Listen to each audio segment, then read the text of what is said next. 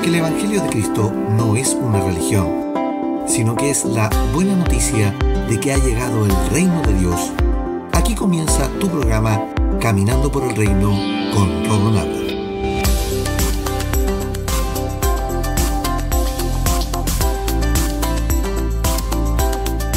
Bienvenidos a Caminando por el Reino, tu programa de enseñanza de la gracia de tu casa. Anteriormente, en Caminando por el Reino, esta semana estamos conversando acerca de la buena noticia, el Evangelio del Reino. Y en el episodio anterior aprendimos lo siguiente. 1. La palabra griega de dispensación, que es ioconomía, y que usa Pablo en Efesios, también es la que origina la palabra economía, una de las ciencias que estudia la administración y generación de recursos.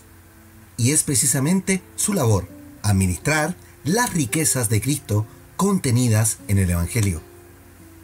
2. La palabra griega para voluntad, que en reiteradas ocasiones usa Pablo en las cartas y los evangelistas en los 4 evangelios, es telema, cuyo significado es determinación, decreto de un rey, propósito, por lo que Jesucristo vino por decreto a cumplir la agenda divina, a cumplir el propósito eterno de Dios.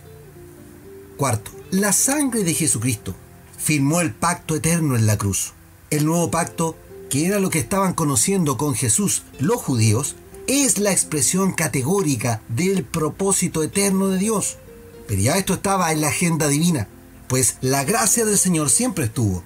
No hay ninguna escritura que diga de estar en la dispensación de la gracia. La cronología bíblica se mide por los pactos, no por dispensaciones. Eso es una enseñanza de la escuela teológica antigua. Hoy entendemos que estamos en el nuevo pacto y disfrutamos de las promesas en Jesucristo. 4 y último, la expresión lo que se había perdido, que nos relata Lucas en el caso de Zaqueo, no está referido a que Cristo vino a buscar a los que se habían perdido, como muchos interpretan de esta palabra, sino que Él vino a restaurar lo que estaba destruido, pues esas son las palabras exactas de la traducción. Por lo tanto, Cristo vino a restaurar su reinado en la tierra. La importancia de entender el propósito eterno de Dios es vital para saber la dirección del Evangelio. Si seguimos empecinados en solo ver la salvación como fin último, entonces jamás vas a entender lo que Pablo escribió en una de las más hermosas y complejas cartas, que es la de Efesios, pues en ella revela todo lo que conlleva el propósito eterno de Dios, y que por cierto marca la visión y misión o rumbo de la iglesia para estos días. Si seguimos centrados en las necesidades del hombre, vamos a distorsionar el propósito de Dios, su propósito eterno y también quién es Él. Porque Dios no vino solo a satisfacer nuestras necesidades. Eso es parte de la herencia que tenemos. Eso es parte de la promesa. Pero no es su propósito. Y eso es lo que te invito a que vamos descubriendo. Notemos algo. Pablo no se centra en lo pecador que es el hombre, pues él tiene claro que la limpieza del pecado es el inicio, es el punto inicial. Dios nos limpió del pecado en una única ofrenda, tal como lo dice en la carta en Hebreos. Él cumple lo dicho por Jeremías en el capítulo 31. Y ahí dice, y la expresión de Jeremías es, no me acordaré más del pecado de ellos. Pues la naturaleza humana es pecaminosa y Dios la sabe. Él sabe que el hombre en su naturaleza seguirá pecando, incluso después del bautismo. Por lo que si cambiamos el contexto, en vez de centrar la predicación en lo que nos falta, que siempre va a ser la santidad, y centramos la predicación en estar en Cristo, que es el foco de todas las cartas paulinas, y la de Pedro también, entonces nuestra meta es una relación con Él, equiparnos por medio del Espíritu y en hacer la obra del Evangelio. ¿Lo vas entendiendo? Lo he estado repitiendo constantemente en toda esta segunda temporada. Necesitamos cambiar nuestra mentalidad. Y es lo que insiste Pablo en reiteradas ocasiones. Por eso que si usted no cambia su mentalidad, va a seguir pegado en doctrinas que no cumplen el propósito de Dios. ¿Y cuál es el propósito eterno? Lo dice el apóstol en Efesios capítulo 1. Reunir todas las cosas en Cristo. Esa es la premisa inicial y curso de todo lo que nos dice la carta en Efesios, desde el capítulo 1 en adelante. Por esto que Pablo inicia este capítulo de la siguiente manera, diciendo: Pablo, apóstol de Jesucristo, por la voluntad de Dios, a los santos y fieles en Cristo Jesús que están en Éfeso. Gracia y paz a vosotros, de Dios nuestro Padre y del Señor Jesucristo. Y el versículo 3 dice: bendito sea el Dios y Padre de nuestro Señor Jesucristo, que nos bendijo con toda bendición espiritual en los lugares celestiales en Cristo. Notemos esto. ¿Qué dice Pablo acerca de la bendición? Que nos bendijo con toda bendición espiritual en los lugares celestiales en Cristo. No nos dice que nos va a bendecir, como hablando de un tiempo futuro. No nos dice: mire usted, hermano, usted va a ser bendito si paga los diezmos, si paga las ofrendas. Ahí recién va a tener bendición de Dios. No, hermanos, no dice eso. Ya somos bendecidos y con toda bendición espiritual de Dios. Por eso que para el que es bendecido, no aplica decirle: hermano, que el Señor te bendiga. Esa es una expresión que no corresponde en quienes son hijos del reino. Tenemos que entender las cosas como son, hermanos. Tenemos que reformular nuestro actuar y cambiar ciertas malas costumbres. Debemos cambiar nuestra mentalidad. Ya somos bendecidos. Y gloria al Señor por esto. Sigamos leyendo. Versículo 4. Según nos escogió en Él. ¿En quién? En Cristo. Antes de la fundación del mundo. Para que fuésemos santos y sin mancha delante de Él. En amor, habiéndonos predestinado para ser adoptados hijos suyos por medio de Jesucristo, según el puro afecto de su voluntad. ¿Qué expresión más maravillosa es esta? Él nos escogió antes de la fundación del mundo. Espero puedas entender esto. Él te escogió, Él te vio antes que la creación del mundo fuese. Tú estabas y yo estaba en su propósito. En otras palabras, ya éramos salvos antes de que el mundo fuese. Eso quiere decir que el día que tú aceptaste a Jesucristo en tu vida, ese día te enteraste que Dios te había elegido. Por eso que Pablo él dice: Él constituyó a los ministros, a los apóstoles, profetas. Él ya hizo este trabajo. Por eso que esto no es antojadizo. No es de un determinado ministro, de un pastor, de una determinada organización. Dios ya lo hizo. Y gloria al Señor porque Él nos eligió. Porque si fuera por voluntad humana, lo más probable que ni tú ni yo hubiéramos sido elegidos. Pero mi Dios ya lo hizo. Gloria a Él. Para evitar los vicios de las organizaciones que hoy enlodan el Evangelio. Y como te escogió también, te predestinó para ser adoptado como hijo por medio de Cristo. Y según el puro afecto de su voluntad soberana. Por amor el Señor lo hizo. Y porque le dio la gana de hacerlo. Esto no es cuestionable, esto es decreto de Él. Esto es sin discusión. Y esta, hermanos, es una tremenda bendición de ser hijos del Dios Todopoderoso. Sigamos leyendo, verso 6. Para la alabanza de la gloria de su gracia, por la cual nos hizo aceptos en el amado, en quien tenemos redención por su sangre, el perdón de pecado, según las riquezas de su gracia, que hizo sobreabundar para con nosotros con toda sabiduría e inteligencia, dándonos a conocer el misterio de su voluntad, según su beneplácito, el cual se había propuesto en sí mismo de reunir todas las cosas en Cristo, en la dispensación del cumplimiento de los tiempos, así las que están en los cielos como las que están en la tierra. Efesios capítulo 1, del versículo 1 al 10 en la versión Reina Valera. Nosotros somos la alabanza de su gloria. Por eso que Pablo nos centra el Evangelio en la adoración. Centra el Evangelio en Cristo, en la acción, en el propósito. Y esa aceptación fue libre, sin presión. Nadie presionó al Señor para escogernos. Solo porque Él lo quiso así. Luego dice, viene nuestro perdón, que es parte de las riquezas de la gracia de Dios. Y que hizo esto. Esto ya está hecho. Ya tenemos abundantemente disponible para nosotros. Miremos lo que dice. Toda la sabiduría e inteligencia de Dios. Todo esto está disponible. ¿Y para qué hizo todo esto el Señor? Para que podamos entender el misterio de su voluntad. En otras palabras, el misterio de su decreto, de su propósito, según le plació, y para que entendamos que Él va a reunir todo en Cristo, según la dispensación, según el plan, según el master plan que nuestro Dios tiene, porque esa es la mejor traducción, y según el cumplimiento del tiempo, en otras palabras, de acuerdo a su agenda. Su plan tiene una agenda, su plan tiene acontecimientos, su plan tiene cumplimientos. Entonces, si Él tiene un master plan llamado propósito eterno, y tú y yo somos parte de ese plan, por eso prosigue y dice el apóstol, versículo 11, en Él asimismo tuvimos herencia. Note la palabra, tuvimos. Esto ya fue, habiendo sido predestinados conforme al propósito del que hace todas las cosas según el designio de su voluntad, a fin de que seamos para la alabanza de su gloria, nosotros los que primeramente esperábamos en Cristo.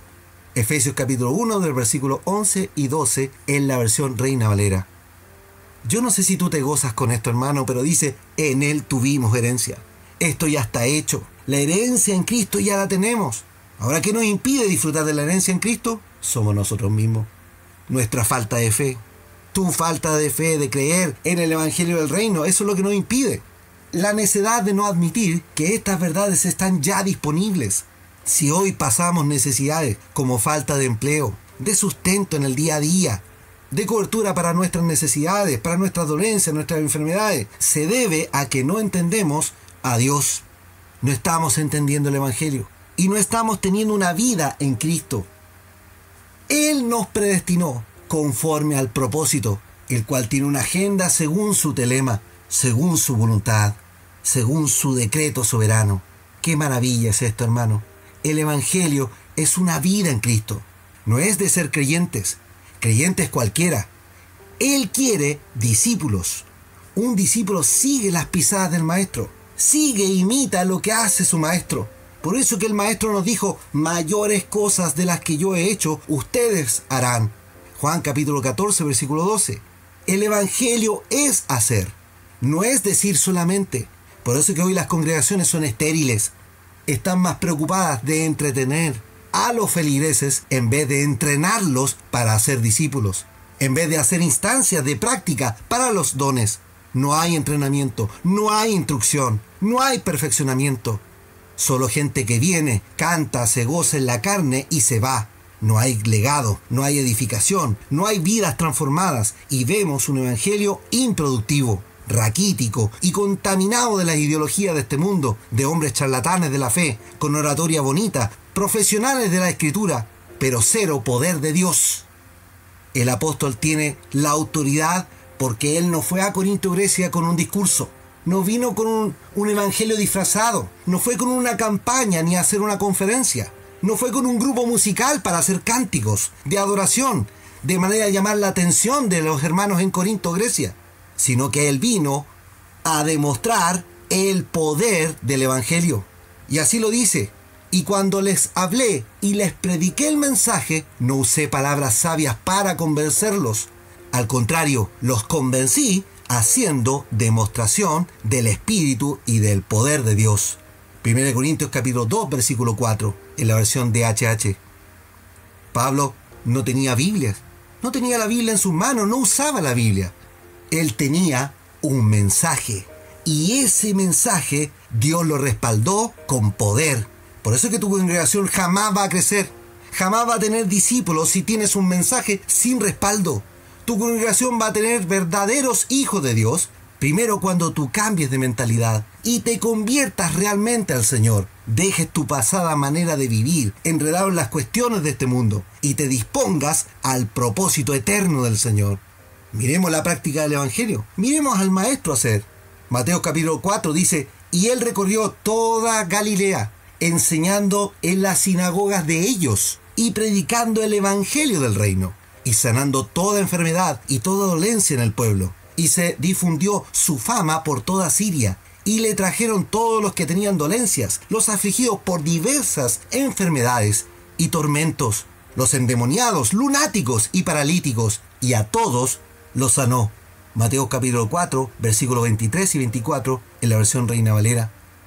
Miremos Mateo capítulo 9 y dice: recorría Jesús todas las ciudades y aldeas, enseñando en las sinagogas de ellos y predicando el evangelio del reino y sanando toda enfermedad y toda dolencia en el pueblo. Mateo capítulo 9, versículo 35 en la versión Reina Valera. No va a faltar el religioso que me va a decir: pero Jesús enseñaba en recinto. Sí, claro que enseñaba en recinto, pero miremos la expresión. Jesús enseñaba en las sinagogas de ellos. No eran sus sinagogas, porque el judaísmo no es su religión. Y por supuesto que él cumplió la ley, y así lo hizo, pero vino a abolirla en la cruz para darnos la efectividad del pacto eterno. Ahora miremos la iglesia del siglo I, que nos dice Lucas en el libro de los Hechos. En el primer tratado, oh Teófilo, hablé acerca de todas las cosas que Jesús comenzó a hacer y a enseñar, hasta el día que fue recibido arriba, después de haber dado mandamiento por el Espíritu Santo a los apóstoles que había escogido, a quienes también, después de haber padecido, se presentó vivo con muchas pruebas indubitables, apareciéndoseles durante 40 días y hablándoles acerca del reino de Dios. Hechos capítulo 1, versículo 1 al 3 en la versión Reina Valera. Lucas le cuenta a Teófilo que en el primer tratado o libro, que es el Evangelio según San Lucas, él le contó a Teófilo en Grecia todo lo que el maestro vino a hacer y a enseñar. ¿En qué se basa el Evangelio? En hacer y en enseñar. Y dice que les predicó y adoctrinó a los apóstoles por 40 días más, hablándoles del Evangelio del reino. Jesucristo no cambia el Evangelio, sigue en lo mismo. Su reinado está representado por estos discípulos, por su eclesía naciente. El Evangelio es comunitario. El Evangelio es de trabajo en comunidad, es de formar comunidad, es de conocernos entre nosotros. Los discípulos estuvieron aprendiendo casi por 4 años con el Maestro. Miremos lo que ocurre en la iglesia. En Hechos 2, versículo 46, y dice: ellos perseveraban unánimes en el templo día tras día, y partiendo el pan en las casas, participaban de la comida con alegría y con sencillez de corazón, alabando a Dios y teniendo el favor de todo el pueblo. Y el Señor añadía diariamente a ellos los que habían de ser salvos. Hechos capítulo 2, versículo 46 y 47 en la versión Reina Valera actualizada. Otras versiones dice que el Señor añadía a esta comunidad cristiana los que habían de ser salvos. La iglesia inicial tiene un sentido de comunidad, tiene un sentido de cuerpo, de disponernos a trabajar como equipo. Entonces el Señor añade a los que han de ser salvos. Y no solo eso ocurre, sino que también dice que toda la gente que los rodea tenían el favor para ellos. Hoy la iglesia cristiana evangélica no tiene el favor de la comunidad. Y no lo tiene porque los consideran locos, fanáticos y sectaristas. Cualidades que la religión y el dogma han creado y que no se ven en la iglesia apostólica inicial. No se puede ser apostólico sin hacer lo que hacían nuestros hermanos en la iglesia apostólica del siglo I. No basta decir ser apostólico, debes demostrar ser uno. Y eso, mis hermanos, es fuera del recinto. Es en la calle, en las casas, en las plazas y en todo lugar. Si no haces estas cosas como el Maestro, entonces eres un religioso más, contaminado, además, por tu religión. Oremos al Señor. Padre Celestial, qué maravilla es entender el propósito eterno en nuestras vidas. Qué maravilla es entender que el Evangelio que hoy debemos practicar es netamente de hacer y enseñar. El de constituir discípulos, de acuerdo a lo que tú vas llamando. ¿Cómo nos podemos hoy día sumar al propósito? Ese es el desafío. El decirte, Señor, ¿dónde está tu obra? Que me quieren añadir a ella. Y no decirte, Señor, acompáñame a la obra que tengo, que es usualmente lo que muchos hombres, poco inspirados por el Señor, eso hacen en la carne y no lo hacen en el espíritu. Señor, cuánta necesidad tenemos hoy día de que tú abras los entendimientos, abras los ojos para entender cuál es el verdadero evangelio, para entender que esto se hace con obras, con demostración del poder, más que un discurso bonito de lo que dice la palabra. Señor, ayúdanos en ese propósito. Necesitamos mover los corazones, necesitamos que se mueva tu pueblo, que se levanten de los asientos en los cuales están pegados para comenzar a anunciar las virtudes de aquel que nos llamó. Úngenos con tu gracia maravillosa, con tu Espíritu Santo, renueva nuestra mentalidad. para que este propósito sea realidad en nuestras vidas. En el nombre de Jesucristo. Amén y amén. Amados, los invito para mañana, para seguir conversando de la buena noticia, el Evangelio del Reino, y a caminar por el Reino. Súmate a la campaña de esparcir el mensaje por las redes sociales. Búscanos como Caminando por el Reino en Facebook y YouTube. Comenta en nuestro Twitter y escucha el programa en Spotify. Suscríbete y sigue nuestros episodios en la red más grande musical del mundo. O bien, puedes escucharnos por la web en caminandoporelreino.podbean.com. Ya somos 4.000 y este año queremos ser 10.000. Da me gusta, comparte y etiqueta a tus amigos. Y hagamos crecer la familia del Señor. Que la gracia y la paz de Cristo sean en tu vida. Me quiero acercar, a tu lado estar, que el cielo sea real y la muerte negar. Quiero oír las voces de ángeles hoy, cantando unidos, aleluya. Santo, santo, poderoso, gran yo soy, al que es digno, incomparable, poderoso, el gran yo soy. Me quiero acercar, a tu lado estar, al mundo amar y lo oscuro odiar. Valle de huesos veo revivir, cantando unidos, aleluya. Santo, santo, poderoso, el gran yo soy, al que es digno, incomparable, poderoso, el gran yo soy,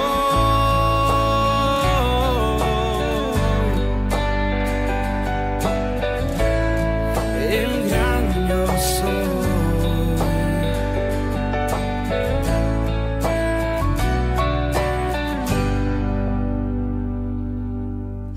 Tiembla ante ti la tierra, demonios huyen ya al mencionar tu nombre, oh Rey de majestad.